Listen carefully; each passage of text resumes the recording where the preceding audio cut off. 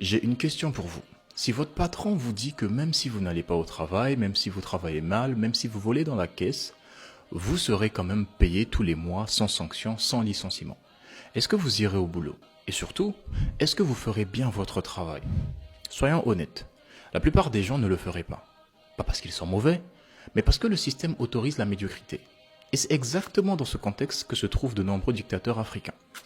Un président est censé être un employé du peuple. Il est recruté par le vote, payé par l'impôt, logé par l'État, protégé par les institutions. En théorie, il doit rendre des comptes. En pratique, il a la liberté de mal travailler, de détourner, de flemmarder, de ruiner le pays sans conséquences réelles. Dans ces conditions, pourquoi alors développerait-il le pays? Pourquoi se fatiguerait-il à réformer, à construire, à investir dans le long terme alors qu'il sait qu'il sera reconduit, protégé, quoi qu'il arrive?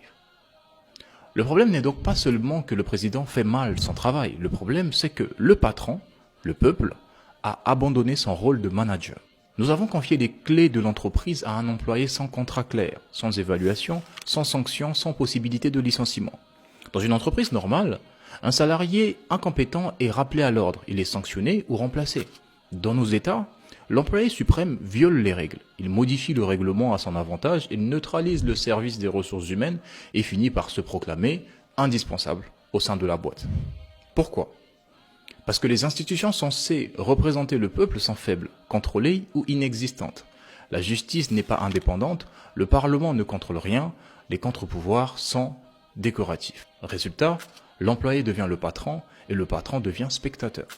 Alors oui, le président vole, oui, il nuit au pays.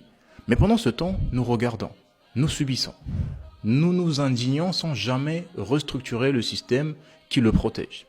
La vérité est inconfortable, mais nécessaire. Un mauvais dirigeant prospère toujours sur un peuple privé de mécanismes de contrôle.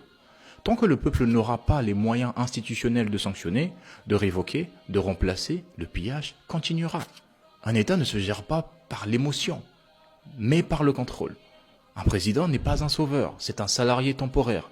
Et un salarié sans contrôle devient toujours un danger. À méditer. Ne me jugez pas si vous me voyez. Ne me jetez pas la pierre, voyez-moi comme un petit frère.